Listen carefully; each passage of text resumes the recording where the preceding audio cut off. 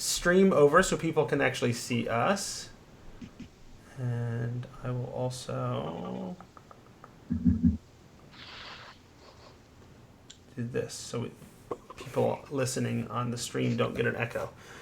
So for those on the stream, or if we get people on the stream, or people watching it later on YouTube, I'm Jeff. That's Ishmael. Oh, other way. That's Tracy. And in that corner is Megan. So say hi, everybody. Hi. Hello. Ooh. All right. So I have already started recording the audio, so Sam will get to listen to all of this as we get started, as he has to edit later. But I'm ready to go if you're all ready to go. Yes. Ready to go. Right. I'll get started then. This episode of The Tome Show is brought to you by listeners like you. Thanks for using the Tomes, Amazon, and DM's Guild affiliate links, and for becoming patrons at patreon.com/The Tome Show. Welcome to The Tome, a D&D news, reviews, and interviews show, and I'm your Tome host, Jeff Greiner. And I'm Tracy Hurley, and in this episode, number 335, we're going to all drink love potions and talk about how it makes us feel as we discuss magic that steals player agency. And joining us for this episode is a cadre of the most charming panelists in the world. First up is board-certified psychologist, therapeutic dungeon master, and 13th level bard, although we're going to try to hit a milestone, get her 14th in this episode. Welcome back, Dr. Megan Connell. Hi, good to be here. Also with us is the stalwart Tome Show social manager and 11th level paladin. Welcome back, Ishmael Alvarez. Good to be back. Give me 1 second. Well, we give him 1 second. Tracy, what's your microphone situation? I had to block the doesn't sound loud like noise. it Sorry, does. guys. I have headphones on. I can see if I can switch over the microphone. Hold on. Okay.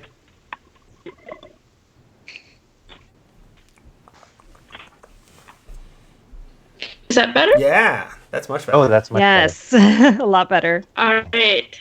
Did you want to do that introduction again, or shall we let it go?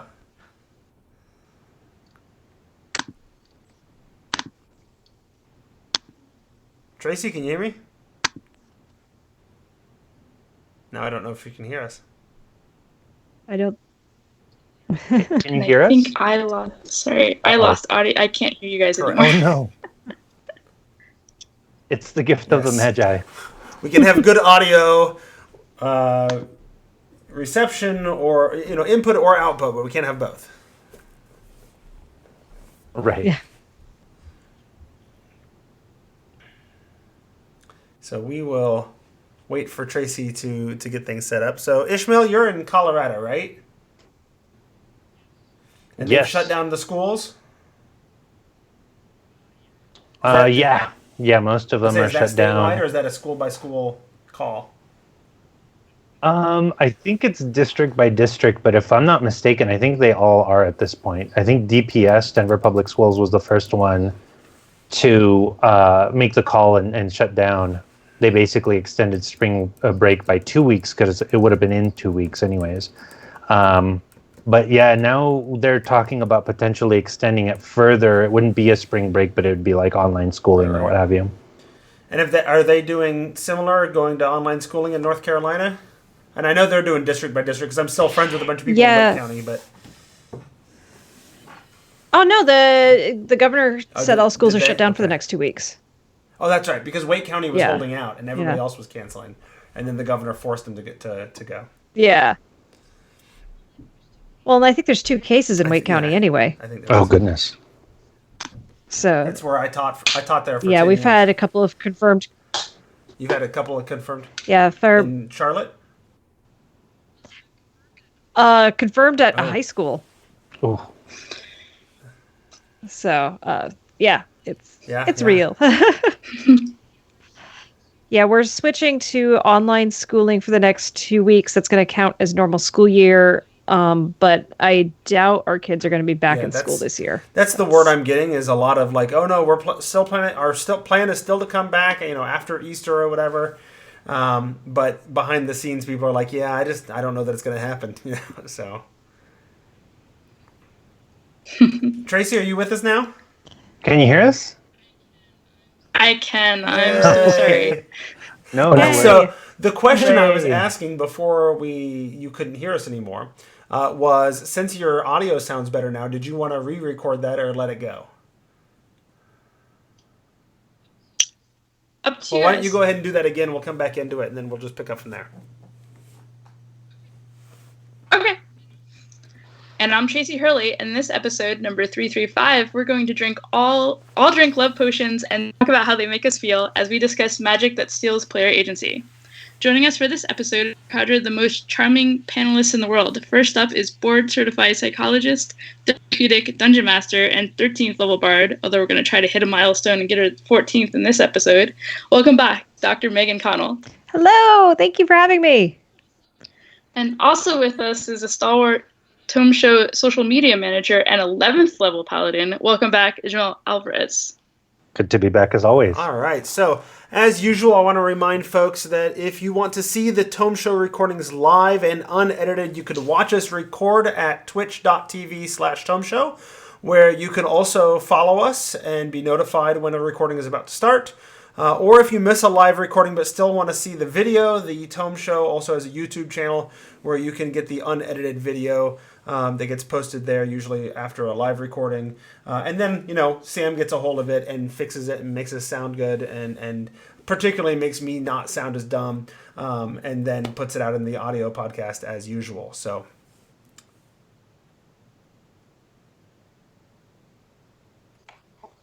Awesome. And in this episode, we're going to chat about instances in D&D where magic takes away player agency. Is it also fair maybe we talk about not just players, but characters too?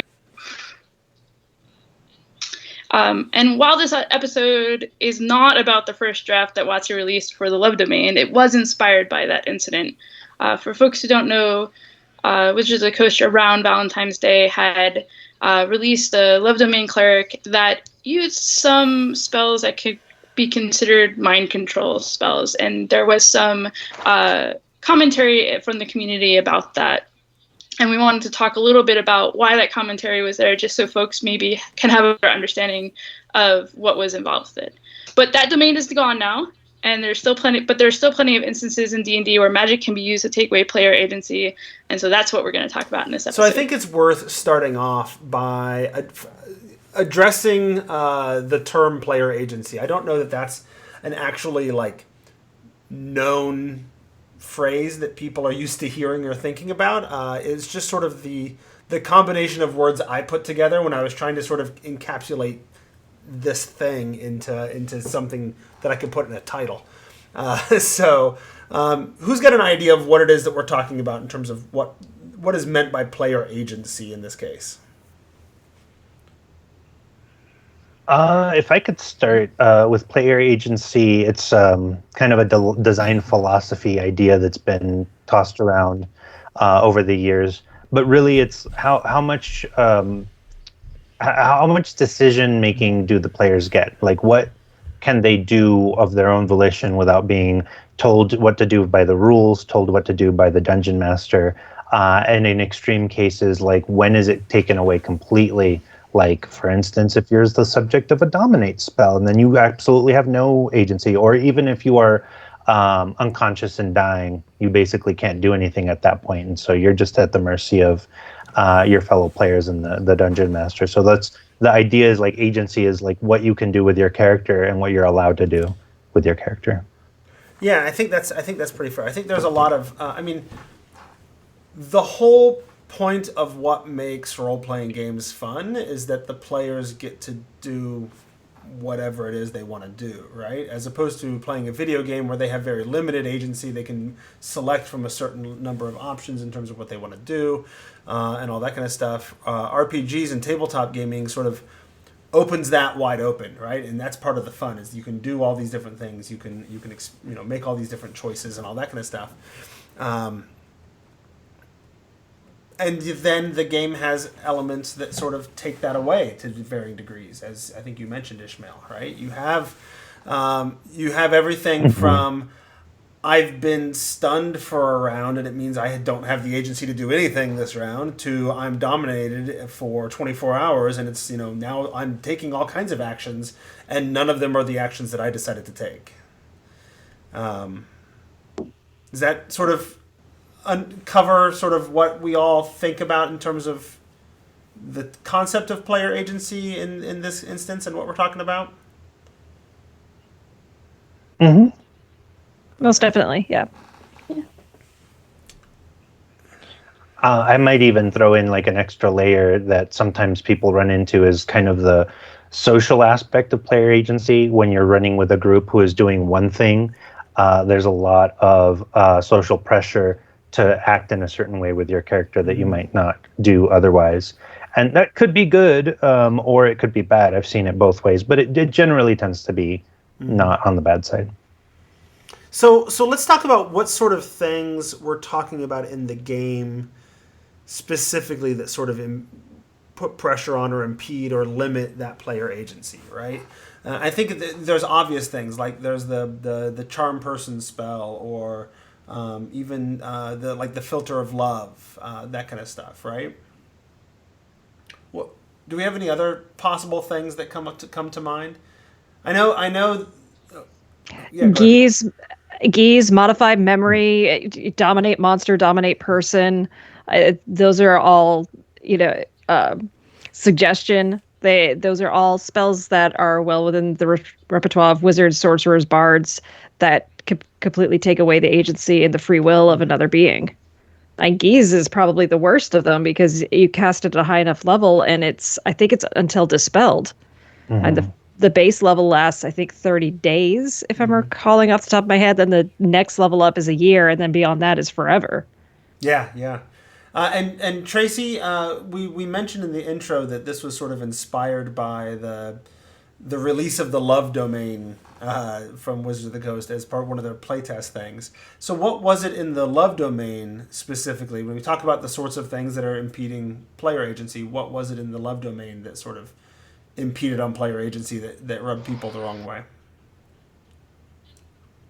And that was the hard part, was there was charm person and a few other things, but a lot of them had to do about, like, it seemed unlikely that you would use it against another PC, but you might be using it against NPCs. Any of the spells that you have that say, like, take someone that is hostile to you, now make them friendly, like, you are changing how you're taking away that agency of that character. That character wouldn't have done some of that stuff. Like, it's not like you could force it to do whatever you wanted, but if it was hostile and you make it friendly, and now that does things that are more friendly to you, that's still not what it would have done if it was unaltered. I think probably where the rubbing people the wrong way came from was because it's under the guise of love, and what in America we equate love with sex, and so therefore this is essentially saying is, are we talking about now like potentially unconsensual sexual activities that are based upon charm spells? And that's very, very triggering for a lot of people, and it's also not appropriate. And I think if we're looking at alignment, that's not something that a good or probably even neutrally aligned character would do. And so I think I don't know if problematic is quite the right word, but it's a challenge. And I think it's something we haven't thought about, because if you think typically of like, what is the evil magic caster, the magic user, it's the necromancer, right? But like, this is something I've been thinking a lot about in the campaign world that I'm setting up, where like I'm actually thinking of making, in many cases, necromancy not as evil as charm spells. And I'm working on making a whole section of the map where charm spells are basically outlawed. Yeah, and I think and that's the part too that gets kind of interesting, because you said like there are certain people where it might trigger them, right? It might be a triggering type of thing to be suddenly put into this position.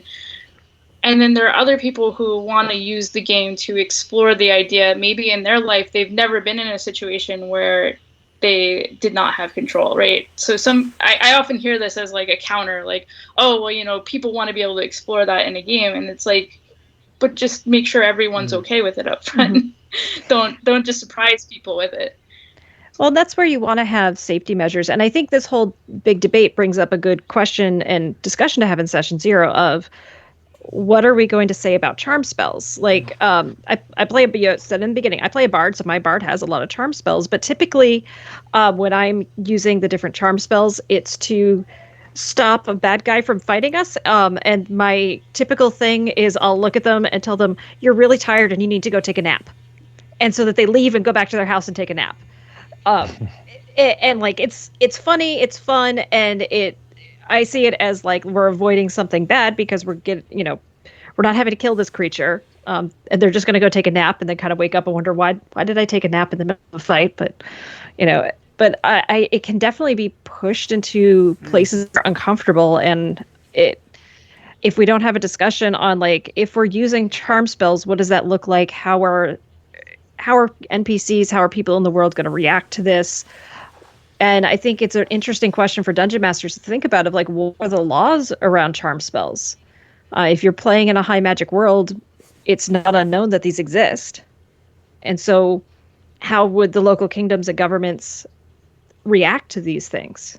Yeah, no, and I recall, oh shoot, I can't remember what it is now, but there are settings, and I want to say they're in movies and whatever, where there's a magic in place, and you can do all kinds of crazy things with magic, but like when you start messing with other people's choice, when other people's free will, that's crossing a line that everybody sort of agrees is a no-no, right? And you mentioned part of the issue with the love domain was probably the association of calling it love, and we associate love with sex, and I think it's an issue as well, even if you don't associate love with sex in that way, right? Because it's still question, like they're arguing that there is a mechanical effect that is love that can be forced on somebody, basically, that you can force people to love you as well, and that's not a healthy view of that emotion either.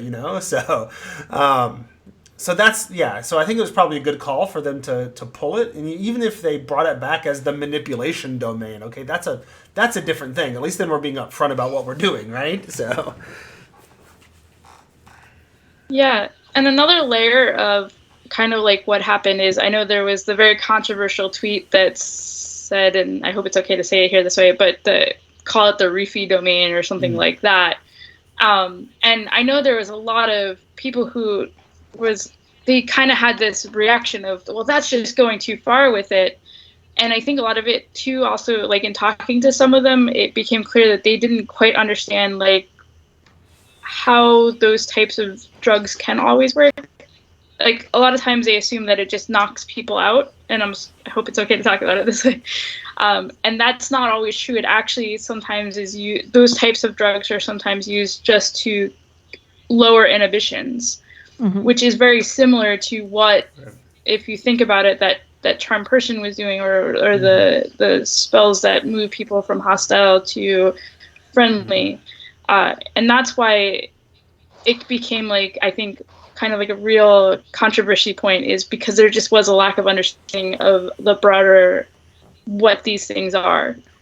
Well, and again, I think this idea of all these charm spells, it's really, in a lot of ways, has flown under the radar. Because you kind of read about it, it's like, oh, kind of haha funny. It's sort of like a hypnosis trick or something. But when you start thinking about it, it's like, oh no, wait, this is awful, right? Like, yeah, it's really terrible what you're doing. And like, and it really is questionable. And like, how do we use this great power? And again, like, I don't know. It's one of those things of, the more I've thought about the charm spells, the more problems I have with them, rather than the more I can understand them. And so it's not like, I don't think any of us are saying here like, oh, we should get rid of them or outlaw them. But I think that common theme in our games of saying like, oh, charm spells are just charm spells, they're harmless, whatever. Like even to think about like the cantrip friends, it's a little questionable, right? It doesn't fully take control of the person, but it gives you an advantage on persuading them and an advantage on convincing them to do something they might not have otherwise wanted to do. And it's again, an interesting debate to have, and really good stuff to think about as a DM, but also like to understand like these are potentially problematic waters. And like where we get into trouble with DMing is when we don't think about the problems that could come up.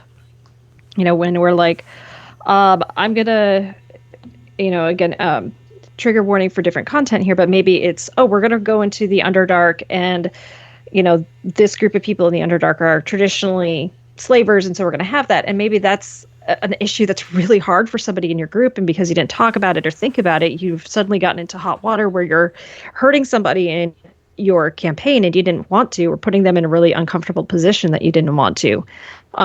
And so it complicates things. It gives the DMs more work because that's what we need, right? But it's good stuff to think about, and really, in a lot of ways, it can bring up some of the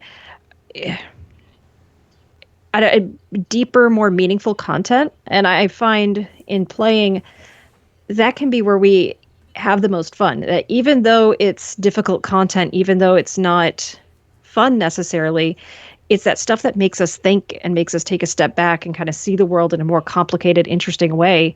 That's where D&D is this really great growth point for us. It can help us understand the world in a different way. So here's like charm person. These kinds of things have been a staple for what the game has been for a long time. They're fairly common staple to the trope, to the fantasy genre, etc. And it doesn't seem like we've traditionally had a big problem with Obi-Wan saying these aren't the droids you're looking for, right? So where do we draw the line? What's okay and what's not okay? Where do we decide how to use these things that in a way that's just fun and it's part of the genre and in ways that are potentially problematic for people? What do we think? And Ishmael, we haven't heard from you. If you want to start us off with your thoughts, you've been pretty quiet. So well, I guess to the point, it just speaks to the necessity of having, whatever you deem to be appropriate safety measures at the table, whether that's using X cards.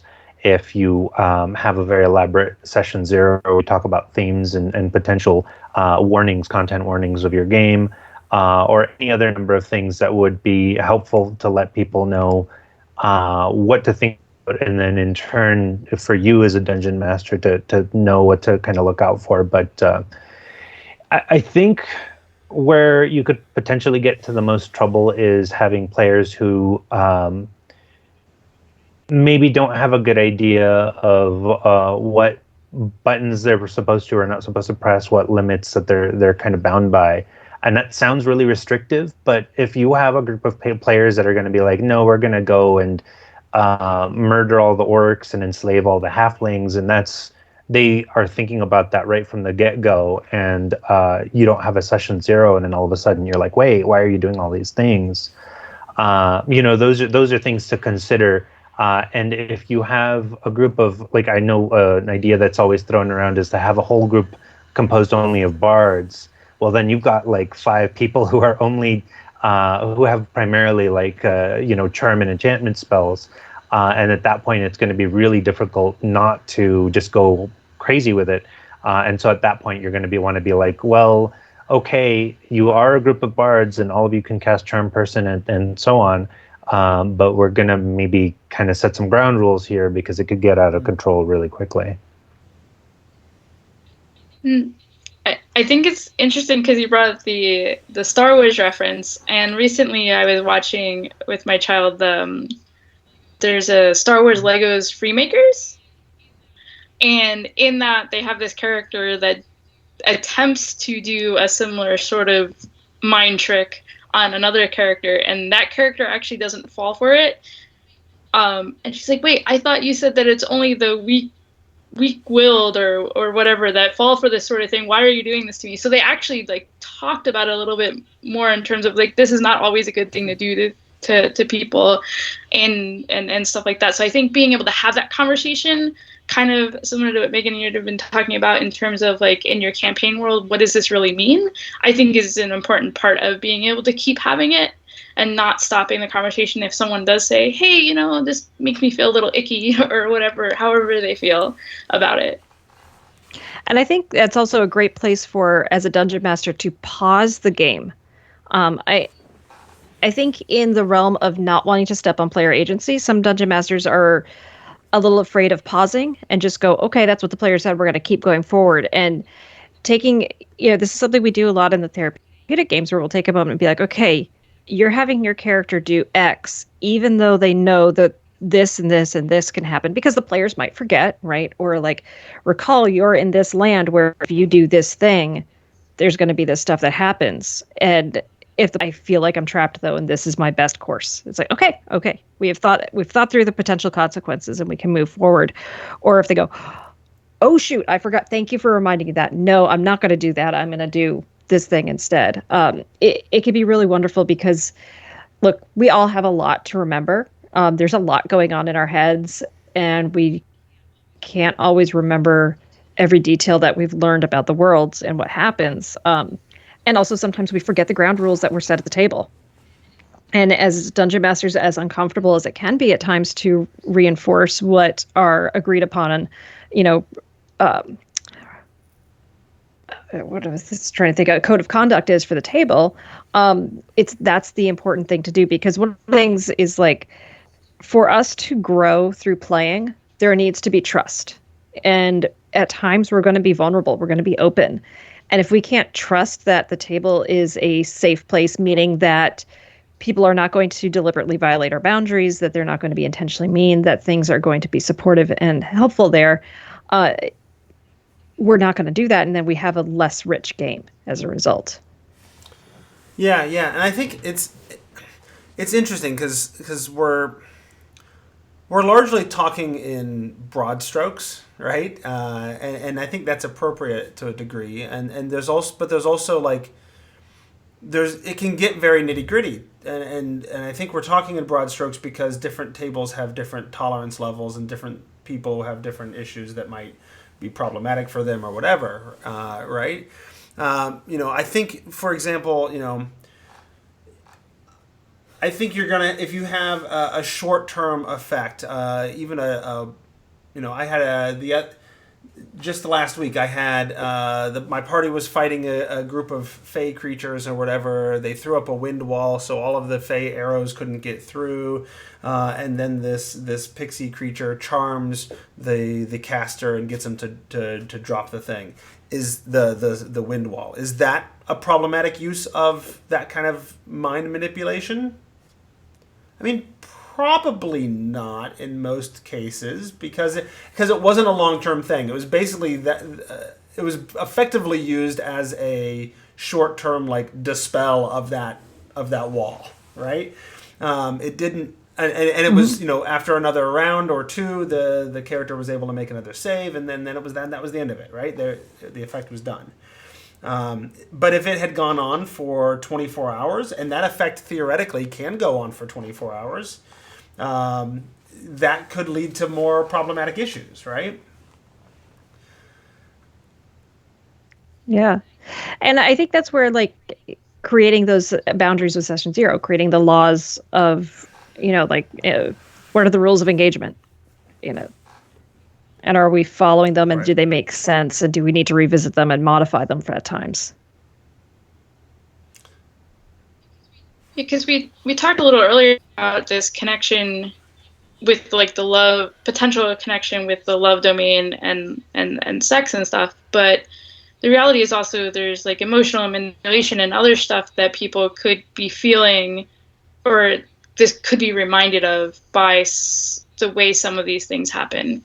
And that's why it's hard, and it's so person by person type of thing. So it's hard to give like very broad general advice other than listen to each other and talk about rules of engagement and check in and everything. Well, and there's because it's not. Go ahead. I was going to say, it's not just, right? Because so many tables you sit down and you don't do those basic things. So like, to say it's just doing that, that's not easy. Those aren't easy conversations to have. So it's and I want to bring that up because like I think some DMs can fall into self-blaming and going like, I'm a crappy DM because I'm not doing this. Like, no, this stuff is hard. So it's hard to have these conversations. It's hard to set up these rules into the guidelines, and then to figure out what we do when would we mess it up. Yeah, and I think, like, I don't know. I've been in many games, and there's been emotional manipulation between the DM and the players and the DM, the players and each other, and that's, in some cases, that's been part of the fun of that game too. But there's also, like, when somebody has that emotional manipulation with, we're both players in the game, and they they cast a geas on me and force me to behave a certain way, that chafes, right? That bothers me. That takes away some of my fun as a player. But when the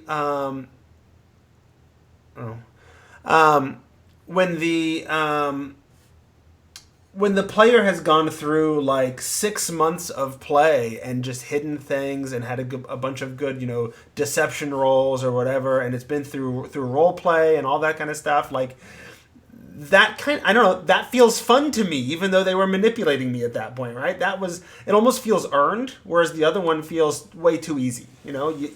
I made a bad save and now I don't get to have fun anymore,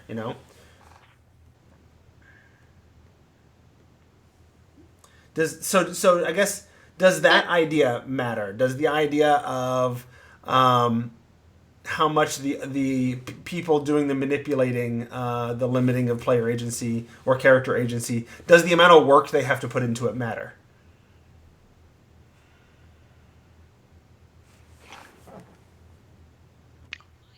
It might, and it's one of those things of there's no one good rule with this. I think a really awesome example of these kind of charm spells used really well by a player in a situation that was really interesting was Laura Bailey on Critical Role, where spoilers for campaign 2, she used modified memory against a hag to get to break a curse, and it was brilliantly done. It was on point for her character, and you could see like Matt Mercer completely felt like he had the rug ripped out from under him, but also that he, like, to your point, John, that he loved it. It's like, this was so spot on for character. This did everything. Like, this was perfect. But like, I think the idea though is that there can be consequences, and it's not about punishing your players for taking away the DM agency of their NPCs. It's understanding that there's consequences. Yeah, and I mean,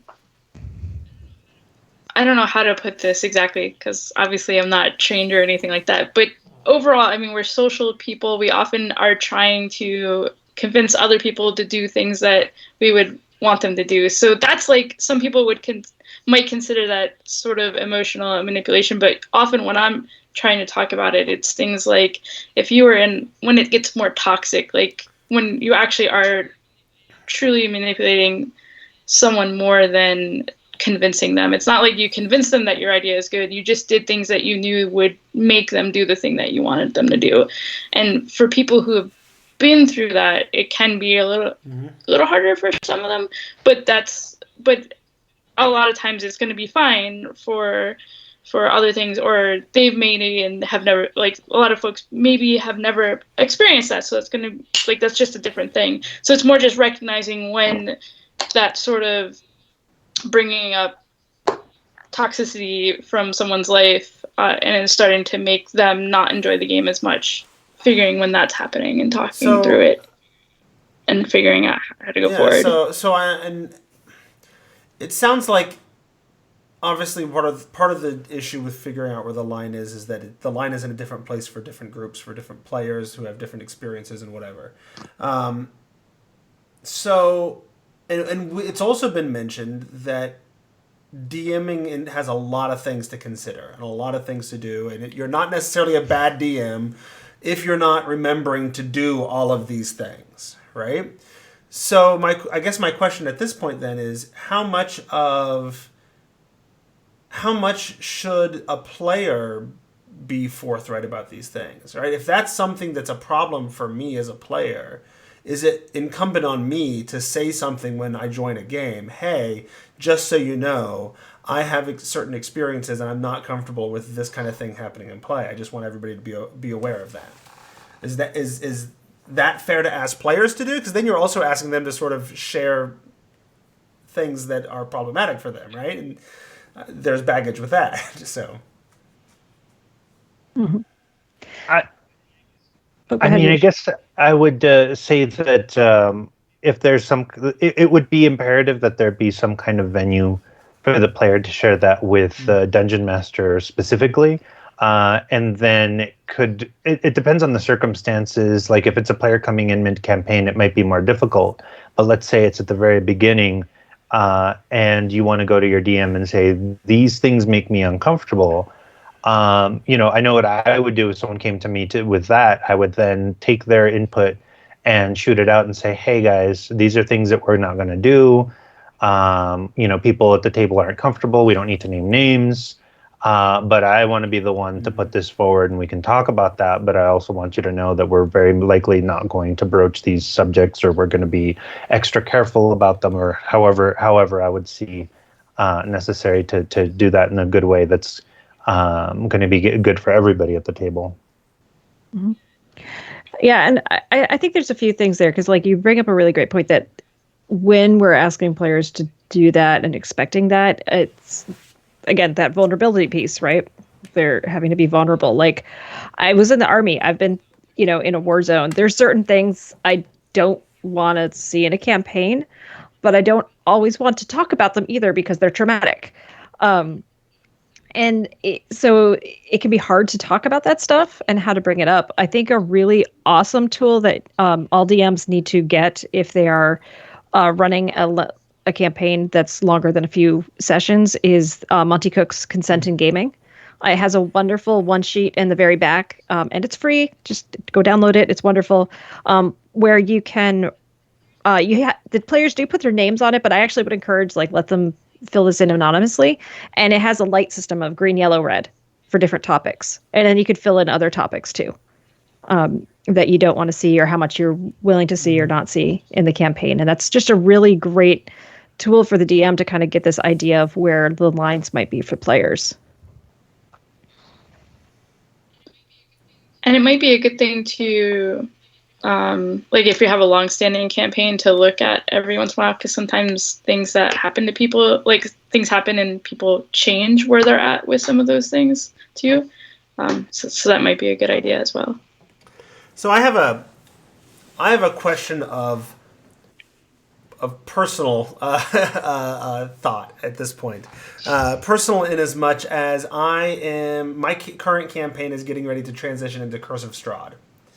And Strahd and vampires are rife with this kind of stuff, right? I once heard Tracy Hickman, who is one of the authors of the original Ravenloft adventure where Strahd was created, describe vampires as almost by definition in his mind symbolic of sort of a dominance, and oftentimes a sexual dominance and that kind of stuff, right? That's part of what they represent in our consciousness. And one of the go-to tricks for Strahd is, I sneak up when somebody's alone, I charm them real quick, now I got an ally for a while, and I can get him to mess up the rest of the party and do that kind of stuff, right? And there is sort of this almost seduction element to Strahd and his actions and the way he behaves and his tactics. So how do as I've been thinking about this and getting ready for this episode, I keep thinking, I'm like a couple sessions away, like in the next month, I might be like trying to seduce people with Strahd, and where does that fit into all this conversation? And I don't know, like, what do y'all think? How do you handle Strahd? I'm going to lean on a quote that I heard from Lauren Urban, which was, just because we know that the roller coaster passed its safety inspection doesn't make the ride any less fun. Okay. Right. And so sitting down and saying, this is Curse of Strahd.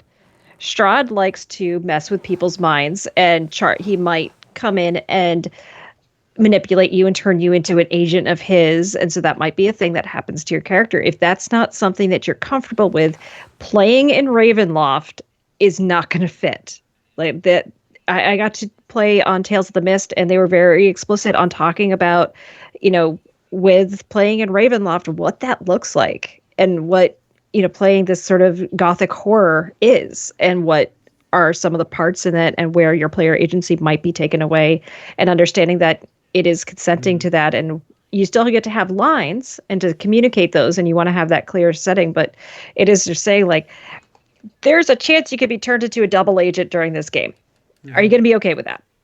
Yeah, and there was, and I know, like, we talked about the importance of a session 0 and whatever, and I did a little bit of this work, this laying the groundwork, back when I was, and for me, in this case, it was actually, I was meeting this group for the first time, right? So it wasn't just a session 0, it was also like, hey, I don't know any of you. I met you online, and now I'm going to be your DM. And I didn't explicitly address the issue of Strahd, but I did address a little bit of the issue of, like, hey, how would you feel, like, you've got this character background, how would you feel if I, like, manipulated you through that? Are you okay, with that? But I did it with a few players because of their backgrounds, and then there's other players who's like, oh, like, in hindsight now, like, I should have just asked everybody because I knew where this was going. Like, I knew from level 0 that I eventually wanted to move into Curse of Strahd. So what do I? So do I bring it up mid-campaign? And what if the answer is I'm uncomfortable with that? If the answer is I'm uncomfortable with that, then does the campaign change? I don't want to drive somebody out of the game just because I didn't tell them partway through or whatever. But that becomes a whole other difficult conversation. Well, yes, you have the conversation midway because, well, I'm a big fan of modeling, which means we show what we mean. And, like, we are all humans. We all screw up. I've screwed up before. And I'm going to screw up again in the future.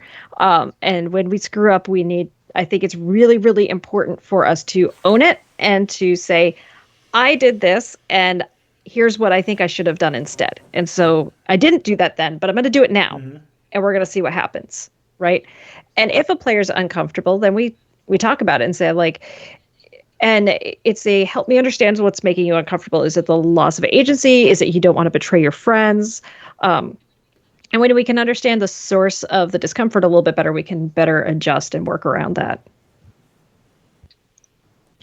Yeah, and I know we've been talking about, because this is more of a, like, how can this sometimes go wrong thing.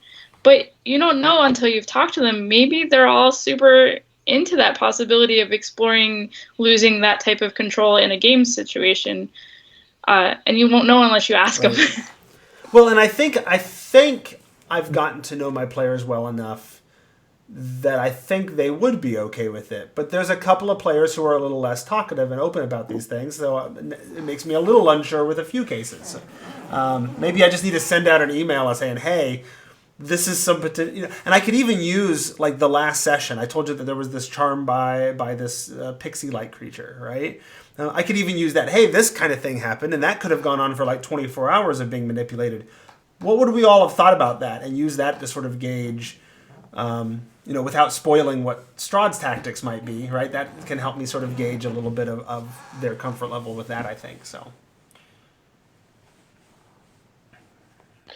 I was also going to add in that so much of it is circumstantial. You could consider, like, a Curse of Strahd campaign to be one of the quintessential, like, oh, you need to be careful with this campaign. It might not be for you.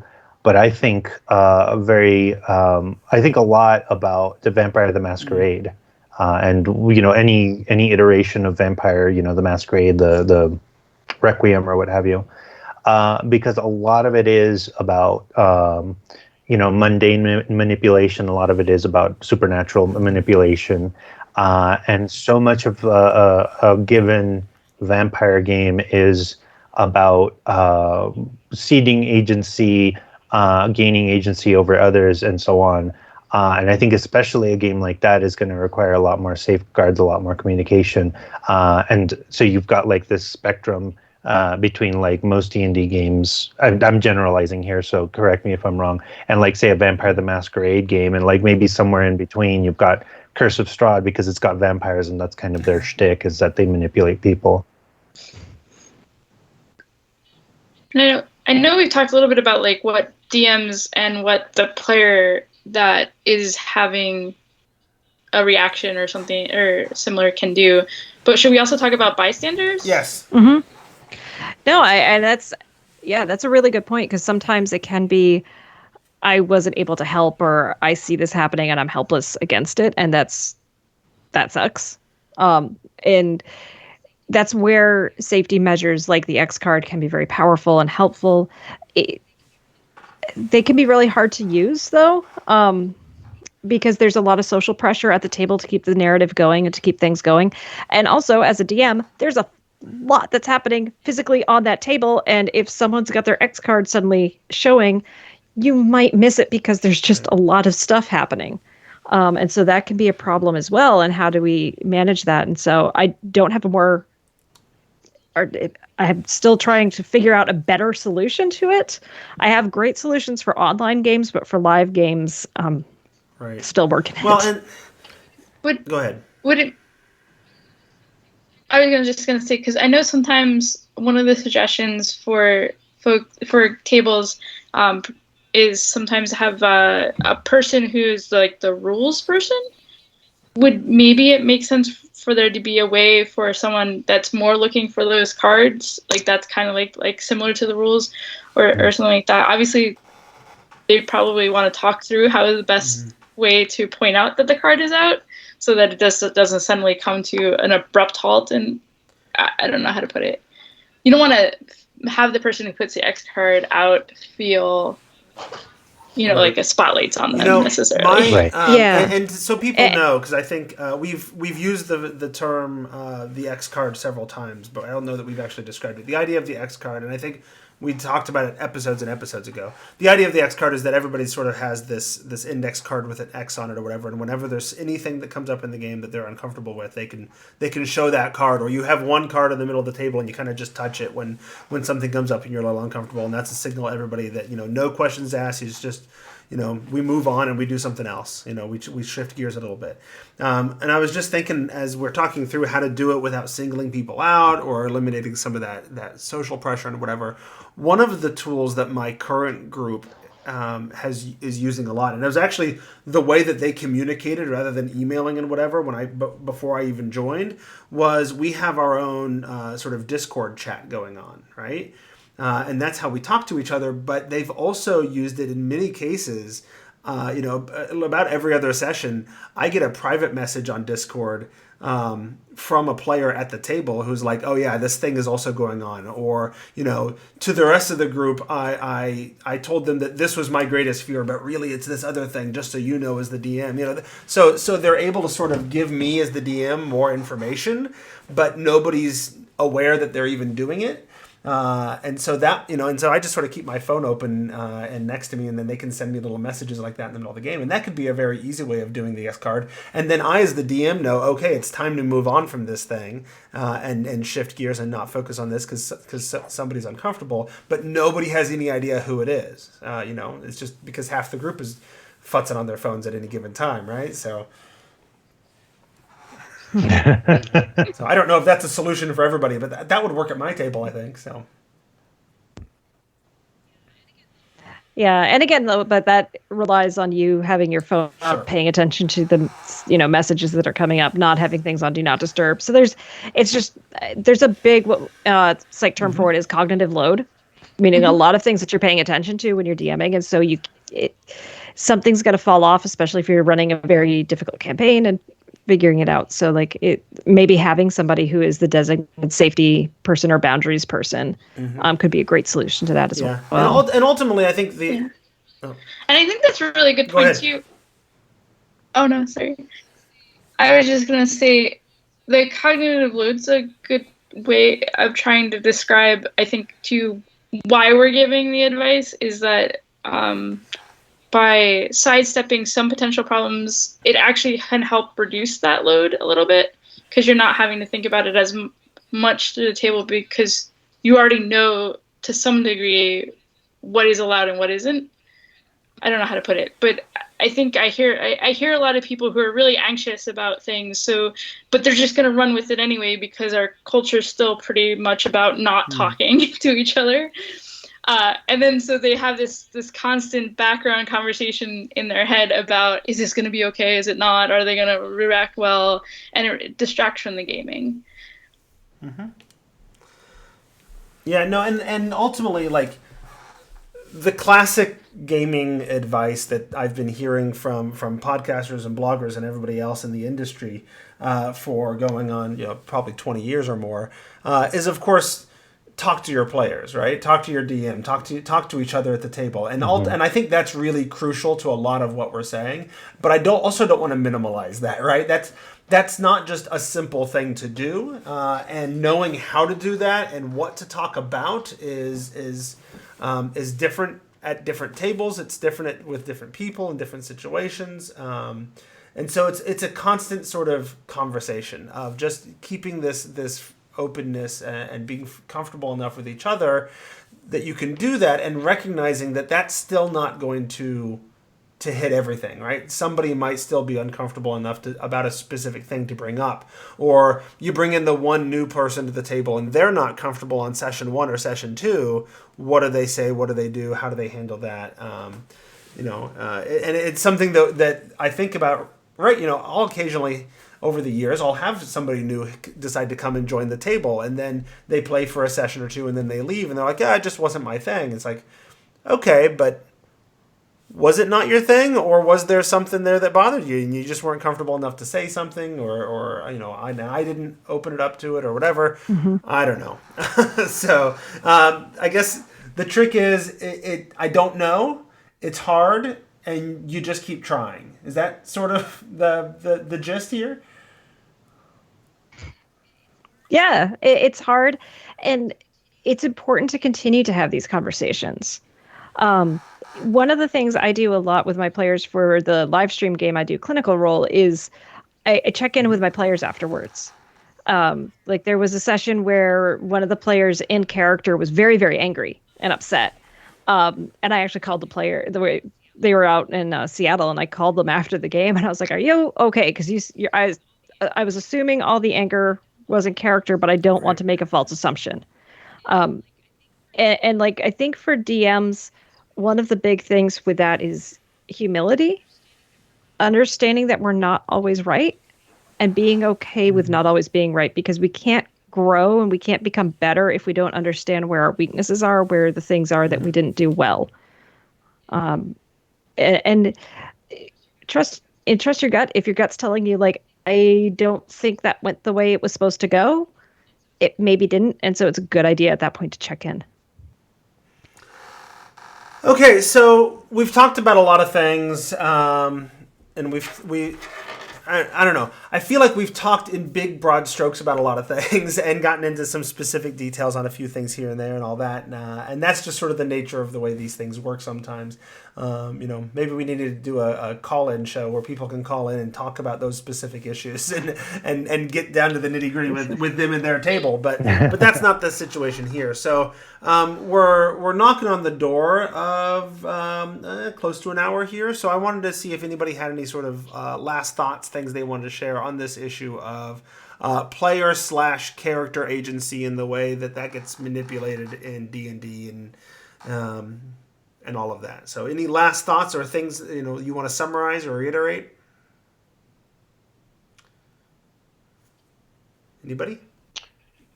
I guess it would just be a matter of trust and communication. That's a really big part of both of them. Like it's not just trust that everyone else at the table is going to be doing the things that you need them to, or not the things that you would like them not to, but also trust that your input is going to be received well. Trust that you can have a conversation about what you need from the table, what kind of changes you might want to see even mid-play. And communication is big too. And I think speaking of trust, there's such a tremendous amount of inherent trust built into the role of dungeon master, game master, what have you, that it is kind of maybe the duty of whoever's running the game to reach out and make sure that everything is okay, and to be aware and to listen and to just understand, like maybe someone didn't have a good day, maybe someone is showing signs, and it's not a perfect thing. You can't be expected to notice every one, but like if you at least put in the token effort, you'll probably yield more good results than not. You'll probably find that people will reciprocate your attempt at communication, and maybe next time they'll just come and tell you. Maybe next time they'll know that there's a line of communication. They'll know to talk to you about certain topics. But really, when you're running a game, it's not just about making sure you've got all the maps and minis and the adventure memorized. It's about making sure that you do your best to read the room, do your best to make sure that everyone's having a good time, whether that's having fun because you're chopping up goblins, or making sure that no one's getting upset because of something that happened in a specific circumstance to a specific character that might be traumatizing or upsetting in some way. Yeah, I think that's great. The only thing I would add to that is you don't have to have an eloquent answer.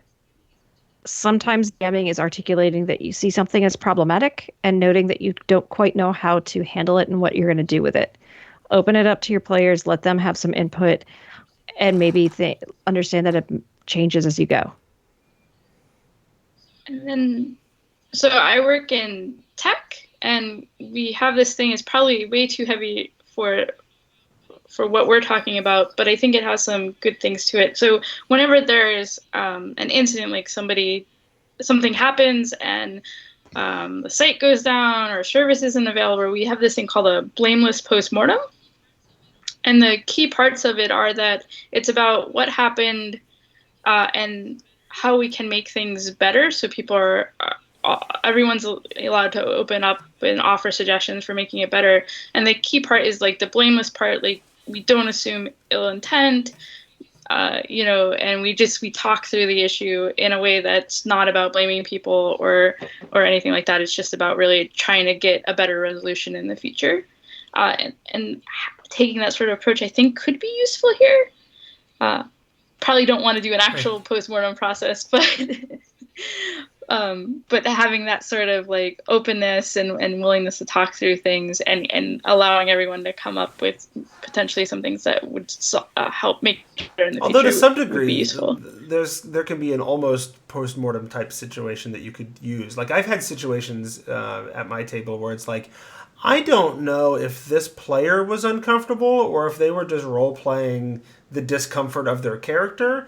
And so afterwards, I would check in with them, and we would take it apart and say, okay, what was what and what was going on, and where was the line, and are you okay, and all of that. And so you can do a little bit of that, and check in with people Right. and find out what happened or how it went down and how we feel about it. So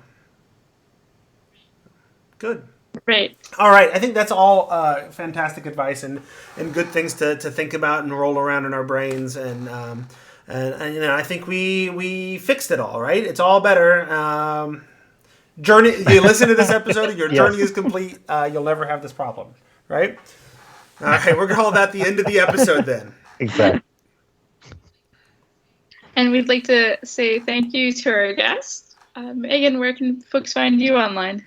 I spend an inordinate amount of time on Twitter, probably more now with COVID-19 coming around. I'm going to be housebound. So I'm at Megan Sidey on Twitter. I'm also on the Geeks Like Us YouTube and Twitch channels, streaming Dungeons & Dragons. And I host a series called Psychology at the Table, where we talk about how to have difficult conversations and how to help your friends who are having And that's challenges Megan, at the table. Megan, and Psy, Psy. Yes. Right. So. Yes. Ismail? Yes, I can be found on Facebook and or Twitter under King Lorathorn or Elven Wizard King. I frequent Twitter a lot more these days, so you'll usually find me there. And I do some work as I work as the social media manager for the Tome Show. But I'm more active on the Facebook side of things. So if an episode got posted on the Tome Show's Facebook page, it was probably Ishmael that posted it. So, yep. This guy. Nice. And we'd also like to say thank you to the listeners who support our show by using the affiliate links with Amazon and DMs Guild as at patreon.com/The Tome Show, like Jill Sanders, Jeremiah McCoy, and Doug Palmer. Oh, and we had another recent new patron, and I'm trying to remember. I forgot to add it to the script, so I forgot.